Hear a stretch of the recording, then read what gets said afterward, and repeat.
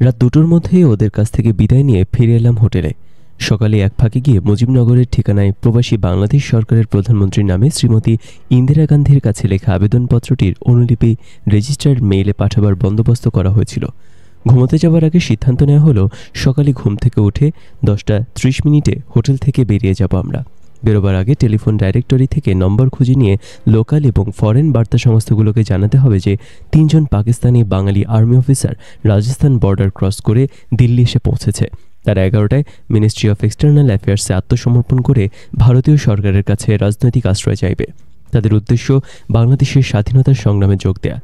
সাংবাদিকদের কেউ ওই সময় মিনিস্ট্রি অফ এক্সটার্নাল অ্যাফেয়ার্সে উপস্থিত হলে পালিয়ে আসা অফিসারদের সাথে সাক্ষাৎ করা সম্ভব হবে। এটা মতির আইডিয়া। আমাদের পালিয়ে আসার খবরটা প্রচার হওয়া উচিত, তাই মতির আইডিয়াটি গৃহীত হলো। মতিকেই ওই কল্পনা বাস্তবায়ন করার দায়িত্ব দিয়ে সবাই যার যার ঘরে গিয়ে শুয়ে পড়লাম। পরদিন সকাল 7টার মধ্যে নাস্তা সেরে তৈরি হয়ে নিলাম। মতি তার উপর আরোপিত দায়িত্ব অনুযায়ী টেলিফোন নম্বর বের করে প্রায় সব দেশি বিদেশি সংবাদ সংস্থা, প্রধান দৈনিক এবং সাপ্তাহিক কাগজগুলোর অফিসে এক এক করে ফোন করলো। ওর কাজ শেষ হলে ঠিক 10:30টায় বেরিয়ে ট্যাক্সি করে সোজা উপস্থিত হলাম রাষ্ট্রপতি ভবনের সাউথ ব্লকে। মিনিস্ট্রি অফ এক্সটার্নাল অ্যাফেয়ার্সের অফিস খুঁজে পেতে হলো না। 11টা বাজতে তখনও অনেক বাকি। রাষ্ট্রপতি ভবনের গার্ড বদল হচ্ছিল। খুব কালারফুল ইভেন্ট। আমরা উপভোগ করলাম গার্ড বদল সেরেমনি। অশ্বারোহী গার্ডের সাথে ফটোও তোলা হলো। লালচে পাথরের মনোরম রাষ্ট্রপতি ভবন ব্রিটিশ আমলের ভাইসরয়ের আবাসিক ভবন হিসেবে তৈরি করা হয়েছিল। স্বাধীনতার পর সেটাই হয়েছে রাষ্ট্রপতি ভবন। মূল বিল্ডিংয়ের দুই পাশে দাঁড়িয়ে সব মন্ত্রণালয়গুলোর প্রধান দপ্তর। মধ্যখানে সুন্দর ফুলের কেয়ারি। সিঁড়ির প্রান্ত থেকে শুরু হয়েছে রাজপথ। দূরে গেট অফ ইন্ডিয়া। ভারতের জাতীয় দিবসে বিরাট করে সামরিক কুচকাওয়াজ হয় এই জায়গায়। ট্যাক্সি ড্রাইভারই সবকিছুর বিবরণ দিচ্ছিল আমাদের। ঠিক 11টায় এসে ঢুকলাম মিনিস্ট্রি অফ এক্সটার্নাল অ্যাফেয়ার্সের ভবনে। রিসেপশনে এক তরুণী বসে আছেন। অল্প দূরে সিটিং এরিয়াতে বেশ কয়েকজন লোক বসে আছেন। তাদের অনেকের হাতেই ক্যামেরা। বুঝলাম মতির বুদ্ধিতে কাজ হয়েছে। খবরের গন্ধে সাংবাদিকরা সব এসে জুটেছেন ঠিক সময়। কারোর সাথে কোনো কথা না বলে সোজা রিসেপশনিস্ট এর কাছে গিয়ে দাঁড়ালাম। Good morning madam. মেয়েটি চোখ তুলে তাকালেন। আমি বললাম, I would like to talk to the honourable foreign minister, matter most urgent and confidential. আমার অদ্ভুত আবদারে ভদ্রমহিলা কিছুটা ভড়কে গিয়েছিলেন। প্রশ্ন করলেন, do you have any early appointment? আমি বললাম, নো ম্যাম। সে বলল, then how could I get you through? যুক্তিসঙ্গত প্রশ্ন। আমাদের কথোপকথনের সময় বসে থাকা লোকজনদের মাঝ থেকে 2 জন উঠে এসে ইতোমধ্যেই আমাদের পরখ করে গেছেন। মহিলার কাছে আমাদের পরিচয় দিলে মুহূর্তে সাংবাদিকদের খপ্পরে পড়তে হবে, তাই পরিচয় গোপন করে বললাম, could you be kind enough to get us in touch with some responsible person whom we could talk to? সে বলল, sure, let me try to get mister A.K. Roy, the joint secretary. He is a Bengali too. Sir, I have 3 Bengali students here from Calcutta. They want to talk to you. রিসিভারটা আমার হাতে দিয়ে মহিলা বললেন, mister Roy is on the line. আমি বললাম, good morning sir, we are 3 Bengali officers. আর কিছু বলার সুযোগ না দিয়ে জনাব রায় পরিষ্কার বাংলায় বলে উঠলেন, স্বাগতম স্বাগতম, কখন পৌঁছলেন? বললাম, এই তো কিছুক্ষণ আগে। সে বলল, please wait, I shall join you in a minute. বলেই টেলিফোন রেখে দিলেন মিস্টার রায়। নিচু গলায় আলাপ হচ্ছিল বলে সাংবাদিকরা আমাদের কথোপকথনের কিছুই শুনতে পেলেন না। কিছুক্ষণ পরে নিচে নেমে এলেন 6-7 জন ভদ্রলোক। 2 জন ব্রিগেডিয়ার সামরিক পোশাকে, বাকিরা ইন সিভিস। ছোট আকারের পাতলা গড়নের চশমা পরা এক ভদ্রলোক এগিয়ে এসে হাত বাড়িয়ে পরিচয় দিলেন, A.K. Roy। শ্রী রায় এবং অন্যদের চোখ দেখে ইতিমধ্যে রিসিপশনিস্ট মেয়েটি সম্ভ্রমে উঠে দাঁড়িয়েছেন। আমরাও নিজেদের পরিচয় দিলাম। সাংবাদিকরা সব উঠে এসে ভিড় করে ঘিরে দাঁড়ালো। 2টি ফ্ল্যাশ ও ক্যামেরার শাটার টিপার আওয়াজ শুনতে পেলাম। শ্রী রায় সাংবাদিকদের উদ্দেশ্য করে বারবার বলতে লাগলেন, gentleman, allow us to go, please allow us to go. এক ফাঁকে বাংলায় আমাদের উদ্দেশ্য করে বললেন, আপনারা মুখ খুলবেন না একদম, কোনো কথা নয়। অনেক কষ্ট করে সাংবাদিকদের বেড়াজাল ভেদ করে উপরে চলে এলাম আমরা। মিস্টার রায় তার কামরায় নিয়ে গিয়ে বসালেন। সাথে লোকদের মাঝে শুধু উঁচা লম্বা এক শিখ ভদ্রলোক আমাদের সাথে ঘরে ঢুকে বসলেন। বাকি সবাই বাইরে অপেক্ষায় থাকলেন। জনাব রায়ের বয়স 40-এর কাছাকাছি। একটি হাফ হাতা হাওয়াই শার্ট ও প্যান্ট পরা ছিলেন ভদ্রলোক। শিখ ভদ্রলোকের মাথায় মেরুন রঙের টারবান, পরনের সাদা বুশ শার্ট এবং সাদা প্যান্ট। মিস্টার রায় পরিচয় করিয়ে দিলেন শিখ ভদ্রলোককে, জেনারেল ওভান সিং। পরিচয় জেনে আমরা আশ্চর্য হয়ে গেছিলাম। বলে কি লোকটা, এত সাদাসিধা জেনারেল? যাই হোক, আমরা আমাদের পরিচয় দিলাম।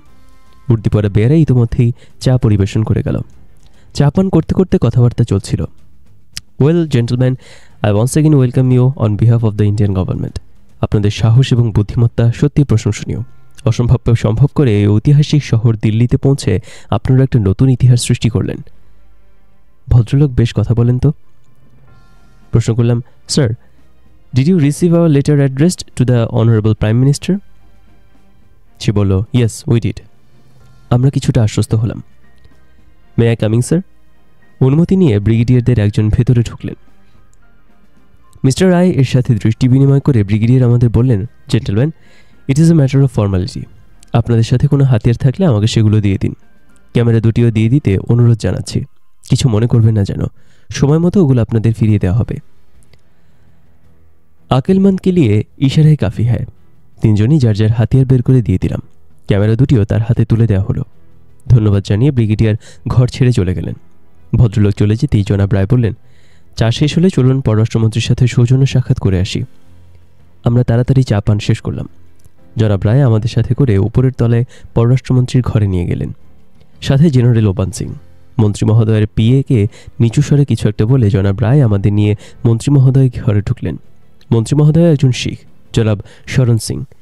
তিনিও আমাদের স্বাগতম জানালেন। আলাপ পর্ব সংক্ষেপেই শেষ হলো। আমরা বেরিয়ে এলাম। জনাব রায় বললেন, এখন থেকে আপনারা ভারতীয় সরকারের অতিথি। তা আপনাদের জিনিসপত্র কোথায়? জিজ্ঞেস করলেন মিস্টার রায়।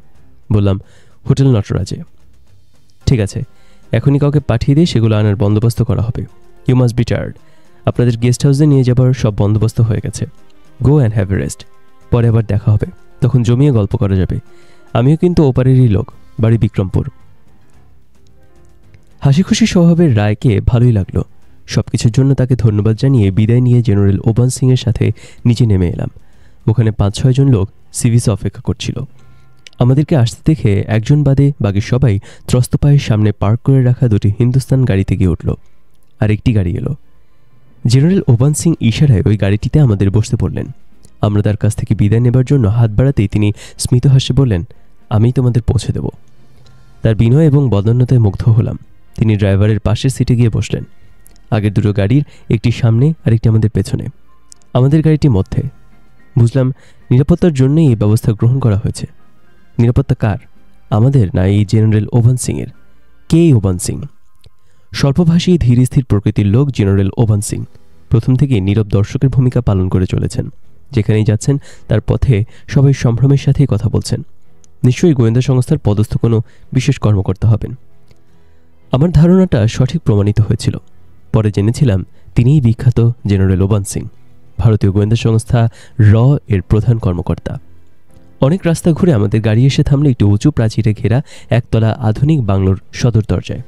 লুকিং উইন্ডো দিয়ে একজন মুখ বের করে পরক্ষণেই গেট খুলে দিয়ে অ্যাটেনশন হয়ে দাঁড়ালো। গাড়িগুলো সব ভিতরে ঢুকে পোর্টিয়েতে থামল। বাড়ির বারান্দায় একজন ভদ্রলোক দাঁড়িয়েছিলেন। তিনি এগিয়ে এসে জেনারেলকে অভিনন্দন জানিয়ে হাত বাড়িয়ে করমর্দন করলেন। তারপর আমাদের পথ দেখিয়ে লাউঞ্জে নিয়ে গিয়ে বসলেন। জেনারেল ওবান সিং ভদ্রলোককে আমাদের সাথে পরিচয় করিয়ে দিয়ে বললেন, ব্রিগেডিয়ার নারায়ণ তোমাদের দেখাশোনা করার জন্য সবসময় তোমাদের সাথেই থাকবেন। ভালো করে চেয়ে দেখলাম ব্রিগেডিয়ার নারায়ণকে। বয়স 30-এর মাঝামাঝি, শ্যামবর্ণের লোক, দেখতে অনেকটা বাঙালিদের মতোই। মাথার সামনের দিকে ছোট একটি টাক, একজোড়া পাতলা গোফ, মাথার 3 দিকে কোকড়া চুল, পরনে বুশ শার্ট ও ট্রাউজার। উর্দি পরা বেয়ারা কোল্ড ড্রিঙ্কস এনে টেবিলে সার্ভ করলো। সাথে মেনুও নিয়ে এসেছে। লাঞ্চের সময় এসেছিল। ব্রিগেডিয়ার আহ্বান জানালেন। মতির সাথে চোখাচোখি হলো। বেশ বন্দোবস্ত তো। মেনু খুলে দেখলাম সব রকম খাওয়াই রয়েছে। কন্টিনেন্টাল, ফ্রেঞ্চ, মোগলাই, দেশি এবং চাইনিজ খাবারের অর্ডার দিলাম। সবার অনুরোধে আমাকেই খাওয়া পছন্দ করার দায়িত্ব নিতে হয়েছিল। বেয়ারা এসে খালি গ্লাস উঠিয়ে অর্ডার লিখে নিয়ে চলে গেল। বাড়িটা নিশ্চয়ই গোয়েন্দা বিভাগের সরকারি একটি সেফ হাউস। ছিমছাম করে গোছানো। বাইরে সুন্দর লন ও গার্ডেন। দেয়ালের জন্য বাইরে থেকে কিছুই বোঝা যায় না। গেটের সামনেই গার্ডরুম। 6-7 জন লোক সেখানে, সবাই সিভিল পোশাকে। আর্মির লোকজন চুলের ছোট ছাড় দেখে আন্দাজ করেছিলাম। পুরো বাড়িটা centrally air condition. Brigadier Narayan দেখতে বাঙালিদের মতো হলেও আসলে উনি ছিলেন ইউপির লোক। পরে জেনেছিলাম। লাঞ্চ সার্ভ করা হলো ডাইনিং রুমে। জেনারেল ওবান সিং, ব্রিগেডিয়ার নারায়ণ এবং আমরা সবাই একসাথে খেলাম। খাওয়া শেষে কফির পার্ট চুকে যাবার পর জেনারেল ওবান সিং বললেন, I shall be off now. Brigadier Narayan shall take care of you. You all are tired. Please take a good rest. We shall get down to business tomorrow. চলে গেলেন জেনারেল ওবান সিং। ব্রিগেডিয়ার নারায়ণ আমাদের প্রত্যেকের কামরা দেখিয়ে দিলেন। আমরা ঘরে ঢুকে দেখি আমাদের হ্যাভারস্যাকটি ইতিমধ্যেই কেউ রেখে গেছে। টেবিলের উপর হোটেলের লন্ড্রিতে ধুতে দেওয়া কাপড়ের প্যাকেট।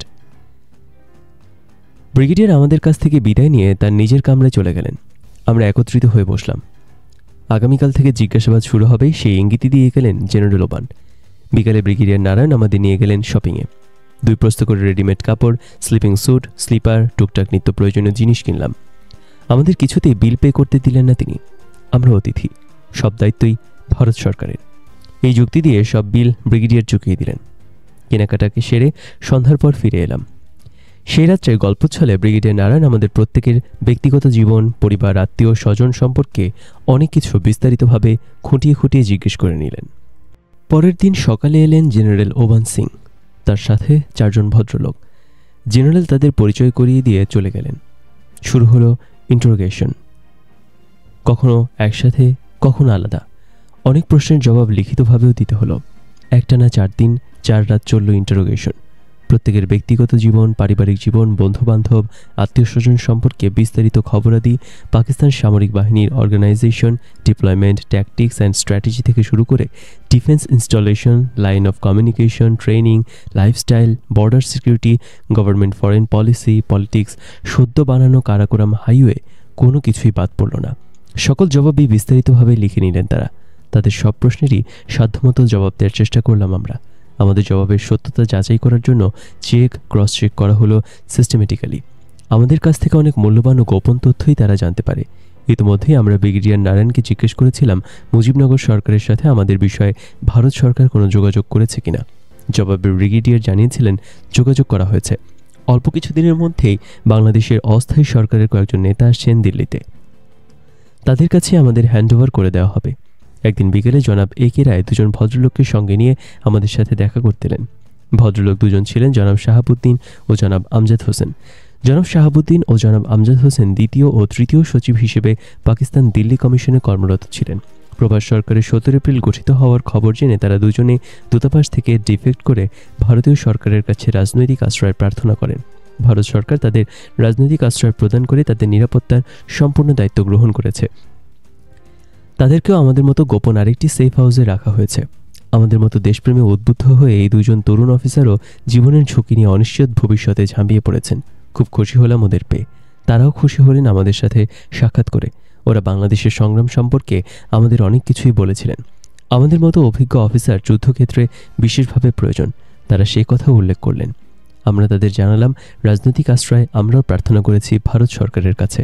আমাদের আবেদন মঞ্জুর হবে বলে তারা অভিমত প্রকাশ করলেন। একসাথে আমরা সেদিন রাতের খাবার খেলাম।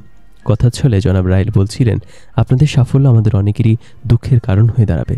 চাকরিচ্যুত হবেন অনেকে। বুঝতে পারলাম সবার চোখে ধুলো দিয়ে দিল্লি পৌঁছানোর জন্য প্রতিরক্ষা এবং গোয়েন্দা বিভাগের দায়িত্বশীল ব্যক্তিদের ভাগ্যে এমনটি ঘটবে। কিছুই করার নেই। চুপ করে শুনে গেলাম জনাব রায়ের কথার প্রসঙ্গে শাহাবুদ্দিনকে একসময় জিজ্ঞেস করলাম, মুজিবনগর সরকারের পক্ষ থেকে কেউ কি সহসা দিল্লি আসছেন?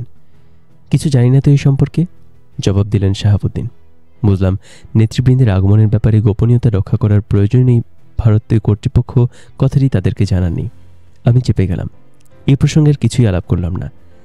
আমাদের এলাকাটার নাম বসন্তমার্গ। ইন্টারোগেশনের ফাঁকে ফাঁকে ব্রিগেডিয়ার নারায়ণ আমাদের দিল্লি শহর ঐতিহাসিক নিদর্শনগুলো দেখিয়ে বেড়াচ্ছিলেন। সিনেমাও দেখলাম 2-1টা। সবসময় সাথে ছিল নিরাপত্তা প্রহরীর একটা দল। ইন্টারোগেশন শেষ। নেতারা এখন এসে পৌঁছাননি। কিছুই করার নেই। অলস মুহূর্তগুলো কিছুতেই কাটতে চাইছে না। হঠাৎ করে ব্রিগেডিয়ার প্রস্তাব রাখলেন, আমাদের ইচ্ছে থাকলে জয়পুর, আগ্রা, ফতেহপুর ঘুরে আসার ব্যবস্থা করা যেতে পারে। অতি উত্তম প্রস্তাব। সানন্দে রাজি হলাম আমরা। 2টো জিপে করে বাই রোড যাব। প্লেনে গেলে পথিমধ্যে অনেক কিছুই মিস করব, তাই বাই রোডে যাওয়াই ঠিক হলো। একদিন ভোরবেলায় বেরিয়ে পড়লাম আমরা। প্রথম জিপটি ব্রিগেডিয়ার নারায়ণ নিজেই চালাবেন। সেটাতে থাকবো আমরা 3 জন ও 1 জন প্রহরী। পেছনে থাকবে আনুষঙ্গিক জিনিসপত্রের সাথে প্রহরীদের বাকিরা। প্রথমে Jaipur, pink city of India, পুরনো ও আধুনিক আর্কিটেকচারের অপূর্ব সমন্বয়। শহরের বেশিরভাগ ইমারতগুলোই গোলাপি রঙের পাথরের তৈরি, তাই জয়পুরকে বলা হয় পিঙ্ক সিটি। জয়পুর থেকে আগ্রা। পথে দেখলাম সিকান্দ্রা আকবর বাদশার সমাধি। জনবিরল শান্ত পরিবেশে শ্বেত পাথরে তৈরি সিকান্দ্রায় চিরনিদ্রায় ঘুমিয়ে আছেন মুঘল ইতিহাসের দুর্দণ্ড প্রতাপশালী বাদশাহ আকবর। একই রাস্তার উপর মথুরা ও বৃন্দাবন, শ্রীকৃষ্ণের স্মৃতি বিজড়িত হিন্দুদের 2টি তীর্থস্থান। এরপর তাজমহল খ্যাত আগ্রা। যমুনার তীরে মাঝারি আকারের শহর আগ্রা। যমুনার এক তীরে আগ্রা ফোর্ট, অন্য তীরে ধবধবে সাদা তাজমহল। মানুষের সৃষ্টির এক অপূর্ব বিস্ময় তাজমহল। বাদশাহ শাহজাহান তার প্রিয়তমা স্ত্রী মমতাজ মহলের প্রতি তার ভালোবাসার নিদর্শন স্বরূপ তৈরি করেছিলেন এই তাজমহল। সেখানে সমাধিস্থ করা হয়েছিল মমতাজকে। অপূর্ব সুন্দর তাজমহল দেখলে বিস্মিত হতে হয়। তাজমহলের গায়ে খোদাই করে লেখা রয়েছে কোরআন শরীফের আয়াতগুলো। তাজমহলের ভাবগম্ভীর পরিবেশে যে কোনো লোককেই হারিয়ে যেতে হবে অতীত ইতিহাসের অন্ধগলিতে। মুছে যাওয়া স্মৃতি জ্যান্ত হয়ে উঠবে মনের মণিকোঠায়। এটাই তাজমহলের বৈশিষ্ট্য। তাই বোধহয় যুগ যুগ ধরে বিশ্বের প্রতি প্রান্ত থেকে ছুটে আসে সবাই অদ্ভুত এক আকর্ষণে, মানবপ্রেমের এই তীর্থস্থানে তাদের মনে শ্রদ্ধা জানাতে। তাজমহল দেখে গেলাম আগ্রা ফোর্টে। সম্রাট শাহজাহানকে শেষ বয়সে এখানে বন্দি অবস্থায় রাখা হয়েছিল। তার বন্দিকক্ষ থেকে একটি পাথরে দূরে অবস্থিত তাজমহলের প্রতিবিম্ব দেখতে পারতেন তিনি। প্রাচীন ভাস্কর্য প্রযুক্তির এক আশ্চর্যজনক নিদর্শন, ভাবলে অবাক হতে হয়। আগ্রা থেকে গেলাম ফতেহপুর সিকরি। সম্রাট আকবর তার রাজপুতনী বেগম জোধাইবাকে রাখার জন্য বানিয়েছিলেন লাল পাথরের বিশাল প্রাসাদ। প্রাচীন পূর্তকার্যের এক অভূত নিদর্শন দেখলাম ফতেহপুর প্রাসাদে। দেয়ালের মধ্যে দিয়ে ঠান্ডা ও গরম পানি চলাচলের ব্যবস্থা করে প্রাসাদের তাপমাত্রা নিয়ন্ত্রণের সিস্টেম গড়ে তোলা হয়েছিল শত শত বছর আগে। অদ্ভুত এক বৈজ্ঞানিক কীর্তি। প্রাসাদের ঠিক মাঝখানে বিশাল উঠোনের মাঝে শ্বেত পাথরে হজরত সেলিম চিশতির মাজার। কথিত আছে পুত্র সন্তানহীন সম্রাট আকবর হজরত সেলিম চিশতির একজন মুরিদ ছিলেন। ভক্তের ইচ্ছা পূরণ করে তোলার জন্য তিনি আল্লাহ তাআলার কাছে প্রার্থনা করেন। ফলে সম্রাট আকবর পুত্র সন্তান লাভ করেন। তখন থেকে দেশ বিদেশ থেকে এখানে আসছেন হাজার হাজার প্রার্থী তাদের মনোবাসনা পূর্ণ করতে। গাইড আমাদের শোনাচ্ছিল ইতিকথা। সে বলল, খাস নিয়তে গোপনে যে কোনো কিছু চেয়ে মাজারে সুতা বেঁধে দিলে সে আশা অবশ্যই পূর্ণ হবে আল্লাহর ফজলে। আমাদের প্রত্যেকের হাতেই এক টুকরো সুতা তুলে দিল গাইড। আমরা তিনজন মাজার জিয়ারত করে যার যার চাওয়া মনে মনে চেয়ে সুতা বেঁধে দিলাম মাজারে। মাজারে কোটি কোটি সুতার টুকরা বাঁধা রয়েছে দেখতে পেলাম। বাংলাদেশের স্বাধীনতা চেয়েছিলাম তিনজনেই। ঘুরে ঘুরে দেখলাম সমস্ত প্রাসাদ। তানসেন যেখানে বসে গান গেতেন, বাদশাহ ও বেগম যেখানে বসে সুন্দরী নর্তকীদের গুটি বানিয়ে পাশা খেলতেন, যেখানে হাতির পায়ের নিচে পিষে মারা হতো দণ্ডপ্রাপ্ত অপরাধীদের, ঘোড়শালা, হাতিশালা, মজলিস, অন্দরমহল, খাসমহল, বাহিরমহল। পানির অভাবে এই প্রাসাদ পরিত্যাগ করতে হয়েছিল আকবরের আমলেই। প্রাসাদের সর্বত্রই ময়ূর উড়ে বেড়াচ্ছিল। ময়ূর ইন্ডিয়ার ন্যাশনাল বার্ড। হেঁটে হেঁটে দেখছিলাম আর ভাবছিলাম, আজকের এই শান্ত নিঝুমপুরী সেকালে নিশ্চয়ই শান শওকত, জাঁকজমক, লোকলস্করের ভারে গমগম করত। কত না জানা কাহিনী ঘটনা চাপা পড়ে আছে পাথরের ভাঁজে ভাঁজে। কত ক্ষোভ, যন্ত্রণা, হাহাকার গুমড়ে মরছে। প্রাসাদের অন্ধ চোরাগুলির বাঁকে বাঁকে গুম করে হত্যা করা হয়েছে অনেককে। জনমানবহীন পাষাণপুরীর বাতাসে সেসব অতৃপ্ত আত্মার করুণ আর্তনাদি যেন শুনতে পাচ্ছিলাম। গাটা ছমছম করে উঠছিল। নিজের অজান্তেই দল থেকে আলাদা হয়ে পড়েছিলাম। চলতে চলতে হঠাৎ ভীষণ ভয় হলো। প্রাসাদের গোলকধাঁধায় যদি পথ হারিয়ে ফেলি। পড়ন্ত বিকেল, সন্ধ্যা আগত প্রায়। তাড়াতাড়ি পা চালিয়ে অতি কষ্টে রাস্তা খুঁজে বের করে হজরত সেলিম চিশতির মাজারের সামনে এসে দলের বাকি লোকজনদের জন্য অপেক্ষা করতে থাকলাম। অল্পক্ষণ পরে তারা সবাই বেরিয়ে এলেন। আমরা সবাই একত্রে গাড়িতে গিয়ে উঠলাম। এবার ফেরার পালা। একটানা গাড়ি চালিয়ে শেষ রাত নাগাদ ফিরে এলাম দিল্লি। সবকিছু মিলিয়ে খুবই আনন্দদায়ক হয়েছিল আমাদের ছুটিকা সফর। প্রতিটা মুহূর্ত উপভোগ করেছি সবাই। আগ্রা থেকে ফেরার দ্বিতীয় দিনে সকালবেলা ঘুম থেকে উঠে নাস্তার টেবিলে ব্রিগেডিয়ার নারায়ণকে দেখতে না পেয়ে বেয়ারকে জিজ্ঞেস করলাম, সব কিধার হ্যায়? সাবজি সুবহ সুবহ নাস্তা লেকে নিকল গয়া। জবাব দিল বেয়ারা। কোথায় গেছেন তার জানার কথা নয়, জানলেও বলবে না, ইন্টেলিজেন্সের লোক। নাস্তা সেরে লাউঞ্জে বসে গল্প করছিলাম। ব্রিগেডিয়ার ফিরে এসে আনন্দে ফেটে পড়লেন। ওয়েল, হিয়ার ইউ আর, জলদি তৈরি হয়ে নাও। হাইকমান্ড থেকে নির্দেশ এসেছে, মুজিবনগর থেকে অস্থায়ী সরকারের প্রধানমন্ত্রী জনাব তাজউদ্দিন, পররাষ্ট্রমন্ত্রী জনাব মোশতাক আহমেদ এবং মুক্তি ফৌজের commander in chief colonel AGM Osmani এসেছেন দিল্লিতে। আজকেই তাদের সাথে তোমাদের সাক্ষাৎ হবে। অত্যন্ত শুভ সংবাদ। এতদিন অসীম আগ্রহে আমাদের প্রতিটি মুহূর্ত কেটেছে এই লগ্নের অপেক্ষায়। কি যে খুশি হলাম সবাই, তা ঠিক ভাষায় প্রকাশ করা সম্ভব নয়। ব্রিগেডিয়ার নারায়ণ আরও বললেন, মুজিবনগর থেকে আগত নেতৃবৃন্দ আমাদের ব্যাপারে যা সিদ্ধান্ত নেবেন, ভারতীয় সরকার সেই নির্দেশ অনুযায়ী পদক্ষেপ গ্রহণ করবে। কখন যেতে হবে সেটা এখনও ঠিক হয়নি। যে কোনো মুহূর্তে ডাক আসতে পারে। কাপড় পরে আবেগে বিহ্বল চিত্তে অপেক্ষা করতে লাগলাম। প্রতিটি মুহূর্তকে মনে হচ্ছিল যেন এক একটি যুগ। ঘড়ির কাঁটা এগিয়ে চলেছে তার নিজস্ব গতিতে। একসময় দেয়াল ঘড়িতে 1টা বাজার সংকেত ঘোষিত হলো। বেয়ারা লাঞ্চ সার্ভ করে খাবার টেবিল আনার আহ্বান জানাল। খাওয়ার তেমন কোনো ইচ্ছাই ছিল না, তবুও ভদ্রতার খাতিরে টেবিলে গিয়ে বসলাম সকলের সাথে। খাওয়া সেরে সবেমাত্র লাউঞ্জে এসে বসেছি, একটা গাড়ি এসে দাঁড়ালো পোর্টটিতে। নেমে এলেন একজন অপরিচিত ভদ্রলোক, পরনে সিভিস। তিনি লাউঞ্জে ঢুকেই ব্রিগেডিয়ার উঠে গিয়ে তাকে সাদরে আহ্বান জানিয়ে আমাদের পরিচয় করিয়ে দিলেন। আমাদের পরিচয় তাকে দিলেন, অথচ তার পরিচয় চেপে গেলেন অতি কৌশলে। অবান্তর কৌতূহল প্রকাশ করা against the rules of the game. তাই ঘটনাটাকে স্বাভাবিক গ্রহণ করে চুপ থাকলাম। ভদ্রলোক ব্রিগেডিয়ার নারায়ণকে বললেন, লেটস গো। ব্রিগেডিয়ার আমাদের উদ্দেশ্য করে বললেন, ইটস টাইম, লেটস গো। সবাই বাইরে এলাম। গাড়ি বারান্দায়। ভদ্রলোকের গাড়িতে ড্রাইভার ছাড়া পেছনেরও 3 জন লোক বসেছিল।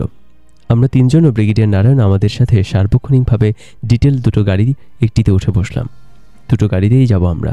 এই সেফ হাউসে আসার পর প্রথমবারের মতো আমাদের সাথে এসকর্ট হিসেবে দ্বিতীয় গাড়িটি বের হলো না। বুঝলাম ভদ্রলোকের গাড়ির লোকগুলোই আমাদের এসকর্ট। নিরাপত্তা ব্যবস্থা হিসেবে আমাদের এসকর্ট সঙ্গে নেওয়া হলো না। বেশ কিছু রাস্তা ঘুরে সামনের গাড়িটা একটি তুলনামূলক ফাঁকা রাস্তায় একটি পার্ক করা গাড়ির সামনে এসে থামলো। আমাদের গাড়িটিও থামলো সাথে সাথে। সামনের গাড়ির ভদ্রলোকের ইশারা অনুযায়ী আমরা 4 জনই গাড়ি থেকে নেমে থামা গাড়িটায় গিয়ে বসলাম। ডাবল নিরাপত্তা ব্যবস্থা। গাড়িতে উঠে বসতেই আগের গাড়িটা আবার চলতে শুরু করলো। আমরা সেটাকে অনুসরণ করে চললাম। নিখুঁত প্ল্যানিং। মিনিট 15 পরে উঁচু দেয়ালে ঘেরে একটি দ্বিতল আধুনিক প্যাটার্নের বাংলোর লোহার গেটের সামনে এসে থামলো গাড়ি দুটো। লুকিং উইন্ডোতে মুখ বের করে দেখল প্রহরী। গেট খুলে গেল। আমাদের গাড়ি দুটো গিয়ে দাঁড়ালো পোর্চের নিচে। সামনের গাড়ির ভদ্রলোক আমাদের একটা বসার ঘরে নিয়ে বসালেন এবং ভেতরে চলে গেলেন। কিছুক্ষণ পর আমাদের 3 জনকে নিয়ে ওপরে উঠে একটি ভেজানো দরজায় মৃদু টোকা দিলেন। ভেতর থেকে কেউ সাড়া দিল।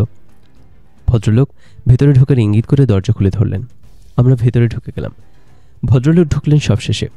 ভেতরে ঢুকে দেখি সাদা আদ্দির পায়জামা পাঞ্জাবি পরা কর্নেল ওসমানী একটি সোফায় বসে আছেন। আমাদের দেখে তিনি উঠে দাঁড়ালেন। সাথের ভদ্রলোক একে একে আমাদের পরিচয় করিয়ে দিলেন। জনাব ওসমানী সবার সাথে হাত মিলিয়ে কুশল বিনিময় করলেন।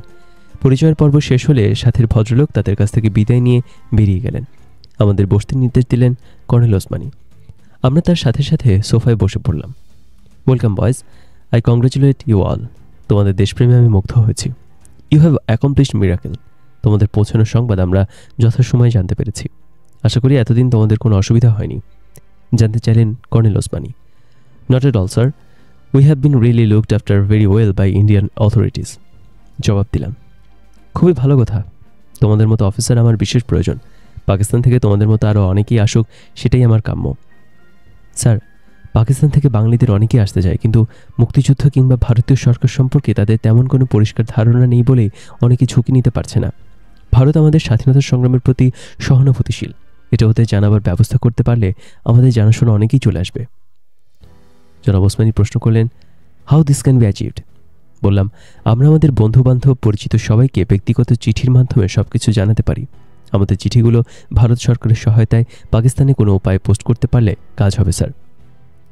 Good idea, we shall see. জবাব দিলেন জনাব ওসমানী। এরপর তিনি বললেন, prime minister, foreign minister and myself are here to discuss matter of mutual interest with Indian government. I shall raise your valid suggestion during our talks. এখন আমি তোমাদের প্রধানমন্ত্রীর কাছে নিয়ে যাব। তিনি তোমাদের জন্য অপেক্ষা করছেন। তিনি তোমাদের বলবেন বাংলাদেশ সরকার স্বাধীনতা সংগ্রামে তোমাদের কী দায়িত্ব দেওয়ার সিদ্ধান্ত গ্রহণ করেছে। বুঝলাম আমাদের ব্যাপারে ভারতীয় কর্তৃপক্ষের সাথে ইতিমধ্যেই তারা আমাদের ভবিষ্যৎ নিয়ে আলোচনা করে সব কিছু ঠিক করে ফেলেছেন। তিনি আমাদের নিয়ে আরেকটি কামরায় গেলেন। সেটাও বসার ঘর। একটি ডাবল সোফায় এক প্রান্তে প্রধানমন্ত্রী জনাব তাজউদ্দিন আহমেদ একটা সাফারি স্যুট পরে বসেছিলেন। অন্য প্রান্তে পররাষ্ট্রমন্ত্রী জনাব খন্দকার মোশতাক আহমেদ পায়জামা, শেরওয়ানি এবং তার নিজস্ব স্টাইলের টুপি পরে 2 পা সোফায় উঠিয়ে বসেছিলেন। আমরা ঘরে ঢুকতে 2 জনে উঠে দাঁড়ালেন। কর্নেল ওসমানী আমাদের পরিচয় করে দিলেন জনাব তাজউদ্দিন আহমেদ এবং মোশতাক আহমেদের সাথে। প্রধানমন্ত্রী আমাদের স্বাগত জানালেন। অল্প সময় পর বেয়ারা চা নাস্তা রেখে গেল। এটাও একটা সরকারি গেস্ট হাউস। চা খেতে খেতে আমরা আমাদের সম্পর্কে অনেক কিছুই জেনে নিলেন 3 জন। আমাদের পালিয়ে আসার ব্যাপারে ওদের কৌতূহলের শেষ নেই।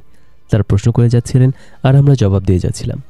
এক পর্যায়ে জনাব তাজউদ্দিন বলেন, আপনারা মুক্তিযুদ্ধের ব্যাকগ্রাউন্ড সম্পর্কে হয়তো তেমন বিশেষ কিছু জানেন না। স্বাধীনতা যুদ্ধ কী করে শুরু হলো, আমাদের ভবিষ্যৎ পরিকল্পনা কী, এই সমস্ত ব্যাপারে পরিষ্কার ধারণা করে নিয়েই আপনারা সংগ্রামে যথাযথ ভূমিকা রাখতে পারবেন। আপনারা বিশেষ ট্রেনিংপ্রাপ্ত অফিসার। আমরা তাই সিদ্ধান্ত নিয়েছি আপনাদের অত্যন্ত গুরুত্বপূর্ণ বিশেষ দায়িত্বে নিয়োগ করা হবে। ঘটনাবলীর প্রেক্ষাপট এবং আপনাদের দায়িত্ব সম্পর্কে অবগতির জন্য দিল্লিতেই আপনাদের সপ্তাহ 2 আরও থাকতে হবে। জেনারেল ওবান সিং এবং তার সহকর্মীরা আপনাদের সব কিছুর বিষয়ে বিস্তারিত ব্রিফিং করবেন।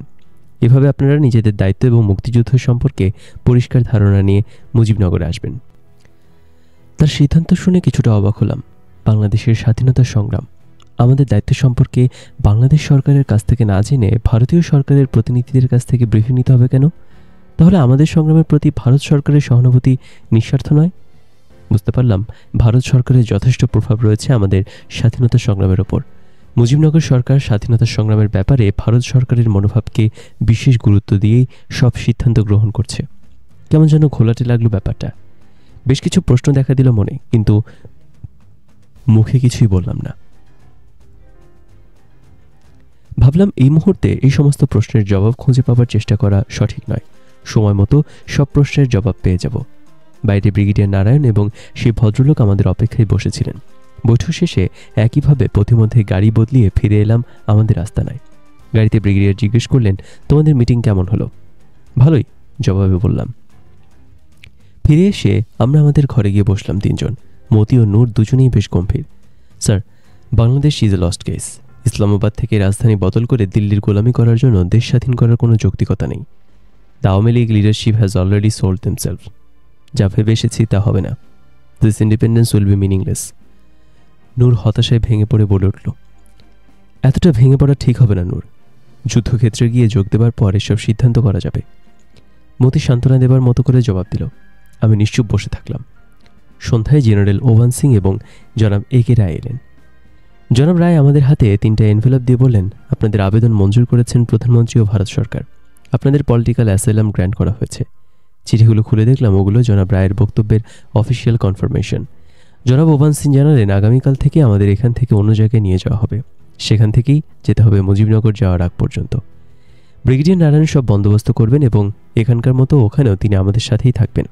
জেনারেল ওভান সিং এবং শ্রী রায় চলে যাবার পর নিজেদের হালকা করার জন্য রাতের খাবার খেয়ে চলে গেলাম সিনেমা দেখতে। বসন্ত মর্গের কাছেই কমল সিনেমা হল। সিনেমা থেকে ফিরে এসে শুয়ে পড়েছিলাম, কিন্তু ঘুম আসছিল না। দুপুরের প্রশ্নগুলো বারবার ঘুরপাক খাচ্ছিল মনে। বাংলাদেশের সংগ্রাম কাদের সংগ্রাম? কাদের নিয়ন্ত্রণে সংঘটিত হচ্ছে এই যুদ্ধ? ভারত নেপথ্যে থেকে কী স্বার্থে কলকাঠি নাড়ছে? পৃথিবীর সব দেশের স্বাধীনতার সশস্ত্র সংগ্রাম জাতীয় সংগ্রাম হিসেবে সংঘটিত হয়েছে জাতীয় সরকারের অধীনে। আমাদের বেলায় এর ব্যতিক্রম কেন? কেন তড়িঘড়ি করে প্রবাসে দলীয় আওয়ামী লীগ সরকার প্রতিষ্ঠিত করা হলো ভারত সরকারের প্রচ্ছন্ন অনুমোদনে? জাতীয় মুক্তি সংগ্রামে নিয়োজিত আপামর জনসাধারণের উপর আওয়ামী লীগের নেতৃত্ব চাপিয়ে দেওয়ার উদ্দেশ্য কী? আইয়ুব বিরোধী রাজনৈতিক সংগ্রাম থেকে শুরু করে 69-এর গণ আন্দোলন সবকিছু সংঘটিত হয়েছিল পূর্ব পাকিস্তানের প্রগতিশীল সবগুলো রাজনৈতিক দলের সম্মিলিত প্রচেষ্টায়। সেক্ষেত্রে আওয়ামী লীগের একলা চলো নীতি কী কারণে সমর্থন করছে ভারত সরকার? আগামী দিনের ঘটনা প্রবাহ থেকেই খুঁজে পেতে হবে এই সমস্ত প্রশ্নের জবাব। এই মুহূর্তে কোনো প্রকার তর্কে না গিয়ে নীরব দর্শক হয়ে সবকিছু শুনে যাই হবে বুদ্ধিমানের কাজ। সচেতন হয়ে ঘটনা প্রবাহ পর্যবেক্ষণ করতে হবে। এসব ভাবতে ভাবতে ঘুমিয়ে পড়লাম একসময়। পরদিন আমাদের স্থানান্তরিত করা হলো দিল্লির পালাম আন্তর্জাতিক বিমানবন্দরের কাছে গ্যারিসন এলাকার একটি সামরিক প্রশিক্ষণ কেন্দ্রে। সেখানে পরিচয় হলো মেজর সুরজ সিং এর সাথে। পাকানো স্বাস্থ্যের অধিকারী মেজর সুরজ সিং একজন বিচক্ষণ কমান্ডো এবং insurgency counter insurgency expert. Brigadier নারায়ণও তাই। এরা দুজনেই আমাদের মূল শিক্ষক। আমাদের জন্য 2 সপ্তাহের একটি ক্র্যাশ কোর্সের বন্দোবস্ত করা হয়েছে। পাঠ্যক্রমের মধ্যে insurgency and counter insurgency, guerrilla warfare, urban warfare, jungle warfare, shell arms, explosive, unarmed combat সবকিছুই রয়েছে। স্পেশালাইজড অফিসার হিসেবে আমরা 3 জনই এই সমস্ত বিষয়ে প্রশিক্ষণপ্রাপ্ত। তবুও যুদ্ধক্ষেত্রে যোগ দেওয়ার আগে আমাদের জ্ঞানকে ঝালাই করে নেবার সুযোগ পেয়ে ভালোই হলো। শুরু হলো আমাদের প্রশিক্ষণ। এই সমস্ত বিষয়গুলোর পাশাপাশি চলল স্বাধীনতা সংগ্রাম সংক্রান্ত ব্রিফিং। 25শে মার্চ রাত পর্যন্ত পাকিস্তান আর্মির শ্বেত সন্ত্রাসের বিরুদ্ধে বিদ্রোহ করে প্রতিরোধ সংগ্রামে ঝাঁপিয়ে পড়েছেন পূর্ব পাকিস্তানে অবস্থিত সামরিক বাহিনীর বিভিন্ন ইউনিট, পুলিশ, ইপিআর, আনসার, মুজাহিদ প্রভৃতি সংগঠনের বাঙালি সদস্যরা। তাদের কেন্দ্র করে জনগণের স্বতঃস্ফূর্ত অংশগ্রহণে সৃষ্টি হয়েছে মুক্তি সংগ্রাম। এই সংগ্রামে যোগ দিয়েছে দলমত নির্বিশেষে ছাত্র, শ্রমিক, কৃষক এবং অন্যান্য পেশাধারী জনগণের বৃহদাংশ। ভারত সরকার বাংলাদেশের ঘটনাবলী অতি সতর্কতার সাথে পর্যবেক্ষণ করছে। বাংলাদেশ থেকে বর্ডার ক্রস করে ভারতের মাটিতে আশ্রয় নিয়েছে লক্ষ লক্ষ শরণার্থী। এভাবেই ভারত সরকার সরাসরিভাবে জড়িয়ে পড়েছে বাংলাদেশের স্বাধীনতা সংগ্রামের পথে। অনেকটা মানবিক কারণেই স্বতঃস্ফূর্তভাবে গড়ে ওঠা স্বাধীনতার সংগ্রামকে ফলপ্রসূ করে গড়ে তোলার জন্যই প্রয়োজন রাজনৈতিক নেতৃত্বের। আওয়ামী লীগকেই দিতে হবে সেই নেতৃত্ব। এর জন্যই প্রতিষ্ঠিত করা হয়েছে অস্থায়ী আওয়ামী লীগ সরকার। ভারত আওয়ামী লীগ ও অস্থায়ী সরকার বিশ্বাস করে প্রাথমিক পর্যায় থেকেই আওয়ামী লীগের নেতৃত্বে সংগঠিত করে তুলতে হবে এই সংগ্রাম। আওয়ামী লীগ এবং সদ্য গঠিত প্রবাসী সরকারের প্রত্যক্ষ নিয়ন্ত্রণের বাইরে অন্য কোনো রাজনৈতিক দল, ভিন্ন কোনো রাজনৈতিক আদর্শে বিশ্বাসী গ্রুপ কিংবা ব্যক্তি কাউকেই কোনো সাহায্য করবে না ভারত সরকার। আওয়ামী লীগ সরকারের একক কর্তৃত্ব অস্বীকার করে বিরোধিতা করতে পারে মূলত দুইটি প্রতিক্রিয়াশীল গোষ্ঠী। প্রথমত, পাকিস্তান সেনাবাহিনীর প্রাক্তন সব সদস্যরাই দীর্ঘদিন যাবৎ রাষ্ট্র ক্ষমতার অংশীদারিত্ব করেছে। তাদের কেন্দ্র করেই শুরু হয়েছে প্রতিরোধ সংগ্রাম। তাই এই সংগ্রামের কর্তৃত্ব দাবি করে তারা ক্ষমতালিপ্সু হয়ে আওয়ামী লীগের নেতৃত্ব চ্যালেঞ্জ করে বিদ্রোহী হয়ে উঠতে পারে। দ্বিতীয়ত, হুমকি আসতে পারে চরমপন্থী নকশালদের কাছ থেকে। বাংলাদেশের স্বাধীনতা সংগ্রামের অনুপ্রবেশ ঘটেছে চরমপন্থীদের। তাছাড়া বাংলাদেশের সীমান্তবর্তী পশ্চিমবাংলা, বিহার, উড়িষ্যা, আসাম, মেঘালয়, ত্রিপুরা, মণিপুর, মিজোরাম প্রভৃতি প্রদেশে নকশালি তৎপরতা ক্রমবর্ধমান। ভারতের পূর্বাঞ্চলের নকশালীরা বাংলাদেশের চরমপন্থীদের সাথে এক হয়ে স্বাধীনতা সংগ্রামের সুযোগে মিলিতভাবে আওয়ামী লীগ সরকারের বিরুদ্ধে তৎপর হয়ে উঠতে পারে। এই মিলিত শক্তি আবারও একত্রিতভাবে স্বাধীনতা সংগ্রামের নেতৃত্ব নিজেদের হাতে কুক্ষিগত করে নেবার চেষ্টাও করতে পারে ওই সমস্ত অঞ্চলে চলমান বিচ্ছিন্নতাবাদী সংগ্রামে। এই সমস্ত ক্ষমতালিপ্সু শক্তিসমূহকে সমূলে উৎপাটন করে যুদ্ধাবস্থায় এবং যুদ্ধের পর স্বাধীন বাংলাদেশে আওয়ামী লীগ সরকারের ক্ষমতা নিশ্চিত করার পরিকল্পনা ও উদ্যোগ এখন থেকেই গ্রহণ করা উচিত বলে ভারত সরকার মনে করে। একইভাবে বাংলাদেশের মুক্তিযুদ্ধ যাতে কোনো ক্রমেই ভারতের সার্বভৌমত্বের প্রতি হুমকি হয়ে না দাঁড়ায়, বিচ্ছিন্নতাবাদীদের চক্রান্তের ফলে তার জন্য প্রস্তুতি নিতে হবে এখন থেকেই। এই ব্যাপারে মুজিবনগর সরকারের প্রধানমন্ত্রীও একমত হয়েছেন। যৌথ উদ্যোগে একটি পরিকল্পনা গৃহীত হয়েছে। ঠিক হয়েছে, আওয়ামী লীগ কর্মীদের মধ্যে থেকে বাছাই করা কর্মীদের নিয়ে একটি বিশেষ রাজনৈতিক সশস্ত্র বাহিনী গঠন করা হবে। এই বাহিনীর সদস্য সংখ্যা হবে 1 লক্ষ। বিশেষ ট্রেনিং ক্যাম্পে ওদের প্রশিক্ষণ দেওয়া হবে ভারতীয় সেনাবাহিনীর প্রত্যক্ষ সহযোগিতায়। এই বাহিনীর রিক্রুটমেন্ট, ডিপ্লয়মেন্ট, ট্রেনিং এবং সবকিছুই থাকবে মুক্তিবাহিনীর কমান্ডের আওতার বাইরে। এই বাহিনী সরাসরিভাবে নিয়ন্ত্রিত হবে বাংলাদেশের প্রধানমন্ত্রী দ্বারা। এদের সশস্ত্র করা এবং পরিচালনা করার দায়িত্ব নেবে ভারত সরকার। ভারত সরকারের তরফ থেকে এই বাহিনী গঠনের মূল দায়িত্বে থাকবেন জেনারেল ওবান সিং। এদের মূল কাজ হবে স্বাধীনতা উত্তর বাংলাদেশে আওয়ামী লীগের ক্ষমতাকে টিকিয়ে রাখা। প্রশিক্ষণের পরে এদের দলে দলে পাঠানো হবে বাংলাদেশের ভেতরে মুক্তিযুদ্ধের শেষ অধ্যায়। ভেতরে গিয়ে নিজেদের অবস্থানকে সুসংহত করে তারা প্রস্তুত হয়ে থাকবে আওয়ামী লীগ সরকারের প্রতি যে কোনো চ্যালেঞ্জের মোকাবেলা করার জন্য। এই বাহিনীর নাম করা হবে BLF, বাংলাদেশ লিবারেশন ফোর্স। যুদ্ধকালে এবং স্বাধীনতার পরে পর্যায়ক্রমে ওই বাহিনীর নাম হয় মুজিব বাহিনী এবং কুখ্যাত রক্ষী বাহিনী। বাংলাদেশ সরকার আমাদের 3 জনকে মনোনীত করেছে ভারতীয় সেনাবাহিনীর সহযোগিতায় এই BLF গঠন করার জন্য। আমাদের টোটালি নন পলিটিক্যাল মনে করে এবং মুজিবুর রহমানের প্রতি আমাদের অগাধ শ্রদ্ধা দেখেই বোধ হয় এই সিদ্ধান্ত গ্রহণ করা হয়। আমাদের পেশাগত যোগ্যতা, সাহস, অন্ধ দেশপ্রেম, ব্যাকগ্রাউন্ড এবং সিনসিয়ারিটি সম্পর্কে নিশ্চয়ই কনভিন্সড হয়েছিলেন দুই সরকারের সংশ্লিষ্ট মহল। সুদূরপ্রসারী এই নীল নকশা এবং ভারত সরকারের মনোভাব জানতে পেরে অনেক কিছুই পরিষ্কার হয়ে উঠল। গত কয়েকদিন যাবৎ মনে যে সমস্ত প্রশ্নগুলো দেখা দিয়েছিল সেগুলোর অনেকগুলোরই জবাব পেয়ে গেলাম। জানবাজি রেখে যারা মুক্তিযুদ্ধে ঝাঁপিয়ে পড়েছেন, অকাতরে প্রাণ দিতে কুণ্ঠিত হচ্ছেন না যারা, তাদের প্রতি কী অবিশ্বাস! ক্ষমতা কক্ষিগত করার জন্য নিবেদিত প্রাণ মুক্তিযোদ্ধাদের নির্মূল করার কি ভয়ানক ষড়যন্ত্র! শহীদ মুক্তিযোদ্ধাদের রক্তের সাথে কি চরম বিশ্বাসঘাতকতা! চাণক্য বুদ্ধির এই নীল নকশা ফাটল সৃষ্টি করবে জাতীয় ঐক্যে। জাতি হয়ে পড়বে বিভক্ত। ফলে স্বাধীন বাংলাদেশের ভিত হয়ে উঠবে দুর্বল। নস্যাৎ হয়ে যাবে জাতীয় সংগ্রামী চেতনা। অন্তর্দ্বন্দ্বে জর্জরিত দুর্বল বাংলাদেশ পরিণত হবে একটি করদ রাজ্যে। নাম সর্বস্ব বাংলাদেশের খোলসে অর্থহীন হয়ে পড়বে স্বাধীনতা। 8 কোটি বাংলাদেশির মুক্তির আকাঙ্ক্ষা পথ হারাবে বিশ্বাসঘাতকতার চোরাবালিতে। একই সাথে নির্মূল করা হবে ভারতের বিভিন্ন জাতিসত্তার স্বাধীনতার সংগ্রামগুলোকেও। মন বিদ্রোহ করে উঠল। এই চক্রান্তের অংশীদার হতে পারবো না। প্রতিরোধ করে তুলতে হবে এই নীল নকশার বিরুদ্ধে। যুদ্ধক্ষেত্রে গিয়ে বুঝিয়ে বলতে হবে সহযোদ্ধাদের। ঐক্যমত্য সৃষ্টি করতে হবে মুক্তিযোদ্ধাদের মধ্যে অতি সংগোপনে। অন্যদের দেয়া নামে মাত্র স্বাধীনতা নয়, প্রকৃত স্বাধীনতা অর্জন করতে হবে। নিজেদের শক্তির উপর নির্ভরশীল হয়ে দীর্ঘস্থায়ী যুদ্ধের প্রস্তুতি নিতে হবে আমাদের। শিক্ষা নিতে হবে গণচীন, ভিয়েতনাম, আলজেরিয়া প্রভৃতি দেশের স্বাধীনতা সংগ্রামের ইতিহাস থেকে। আমরা প্রতিজ্ঞা করেছি কোনো কারণেই কোনো প্রকার তর্কে যাওয়া চলবে না। সবকিছু নীরবে সহ্য করে নিতে হবে। সর্বপ্রথম সংগ্রামে গিয়ে যোগ দিতে হবে, তারপর চিন্তাভাবনা করে এবং সহযোদ্ধাদের সঙ্গে আলাপ আলোচনার মাধ্যমে আমাদের করণীয় কি সেটা ঠিক করতে হবে। কোর্সের ব্যস্ততায় 2 সপ্তাহ কেটে গেল বেশ তাড়াতাড়ি। কোর্সের মেয়াদ শেষ হলো। আমরা একদিন মুজিবনগর সরকারে যোগদান করার জন্য বিমানযোগে কলকাতায় চলে এলাম। সাথে এলেন ব্রিগেডিয়ার নারায়ণ। জনাব শাহাবুদ্দিন এবং জনাব আমজাদ হোসেনের কাছ থেকে জানতে পেরেছিলাম কলকাতা মিশনের ডিফেকশনের কথা। পাকিস্তানের কলকাতা মিশনের ডেপুটি হাই কমিশনার ছিলেন বাঙালি জনাব হোসেন আলী। জনাব হোসেন আলীর উপর সিনিয়র মোস্ট বাঙালি অফিসার ছিলেন জনাব রফিকুল ইসলাম চৌধুরী। তিনি প্রথম সচিব হিসেবে মিশন কনসুলার সেকশনের দায়িত্বে থাকলেও তার প্রভাব ছিল যথেষ্ট, কারণ তিনি জাতীয় গোয়েন্দা বিভাগের সদস্য হিসেবে কভার অ্যাসাইনমেন্টে নিয়োজিত ছিলেন। মিশনের স্টাফ কমান্ডারদের বেশিরভাগই ছিলেন বাঙালি। মুজিবনগর সরকার প্রতিষ্ঠিত হওয়ার পর জনাব হাসান আলী, জনাব রফিকুল ইসলাম চৌধুরী, জনাব আনোয়ারুল করিম চৌধুরী এবং অন্যান্য বাঙালি অফিসাররা ঠিক করলেন তারা মুজিবনগর সরকারের আনুগত্য প্রকাশ করে ডিফেক্ট করবেন। যদিও জনাব রফিকুল ইসলাম চৌধুরীর পরিবার তখন ঢাকায়, তথাপি মিশনের অন্যান্য স্টাফ মেম্বারদের সাথে একাত্মতা প্রকাশ করতে তিনি দ্বিধাবোধ করলেন না। সিদ্ধান্ত অনুযায়ী তারা একদিন সকালে সম্পূর্ণ মিশন দখল করে নিয়ে বাংলাদেশের পতাকা উড়িয়ে দেন। মিশনের অবাঙালি স্টাফদের সব বের করে দেওয়া হয়। তখন থেকে 19 নং সার্কাস অ্যাভিনিউ বাংলাদেশের প্রথম কূটনৈতিক মিশন হিসেবে আত্মপ্রকাশ করে। জনাব শাহাবুদ্দিনের কাছ থেকে নিম্মির বাবা জনাব ARI চৌধুরীর নাম্বার জোগাড় করে নিয়ে টেলিফোনে যোগাযোগ করেছিলাম। জানতে চেয়েছিলাম বাপ্পি, নিম্মি এবং খালাম্মাদের কথা। তিনি টেলিফোনে বিস্তারিতভাবে কিছু না বলে শুধু বলেছিলেন তারা ঢাকায় নেই, কলকাতাতে এসেও পৌঁছায়নি। তিনি তাদের বর্তমান অবস্থান সম্পর্কে কিছুই জানেন না। তার মানে নিম্মিরা ক্র্যাকডাউনের পর যুক্তিগত কারণেই ঢাকা ছেড়ে অন্য জায়গায় আশ্রয় নিয়েছে। তারা নিশ্চয়ই কলকাতার মিশনের ডিফেকশনের খবর আকাশ বিনার প্রচারের মাধ্যমে জানতে পেরেছে। এই খবর জানার পর আত্মীয় স্বজন সবাই তাদের কোনো রকমের বর্ডার ক্রস করে কলকাতায় পাঠিয়ে দেওয়ার চেষ্টা করবেন নিশ্চয়ই। ঢাকায় কিংবা বাংলাদেশের কোনো স্থানই জনাব RI চৌধুরীর ডিফেকশনের পর তাদের জন্য নিরাপদ নয়। যদিও পালানোর প্রচেষ্টা হবে অত্যন্ত ঝুঁকিপূর্ণ, তবুও তাদের জন্য অন্য কোনো বিকল্পও নেই। জনাব চৌধুরীর কথা পরিষ্কার বুঝতে পেরেছিলাম তিনি ভীষণভাবে মানসিক দুশ্চিন্তায় ভুগছেন।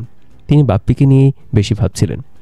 ও যদি খালাম্মা এবং নিম্মিকে সঙ্গে নিয়ে পালাতে রাজি না হয়ে বন্ধুবান্ধবদের সাথে মুক্তিযুদ্ধে চলে যায় তবেই হবে বিপদ। সে অবস্থায় নিম্মি এবং খালাম্মা কোনো ক্রমেই কলকাতায় পালিয়ে আসতে ভরসা পাবেন না। ফলে তাদের জীবন হয়ে উঠবে তিরুবিসহ। পাক বাহিনীর সেন দৃষ্টি থেকে জীবন বাঁচিয়ে পালিয়ে থাকা তাদের জন্য কিছুতেই সম্ভব হবে না। ধরা পড়লে তার পরিণাম হবে ভয়াবহ। নিম্মিদের খবর জানতে পেরে মনটা ভীষণ খারাপ হয়ে উঠেছিল। আল্লাহ তাআলার কাছে প্রার্থনা করেছিলাম, আল্লাহ সহি সালামতে তাদের কলকাতায় পৌঁছাবার তৌফিক এবং সুযোগ করে দিও মাবুদ।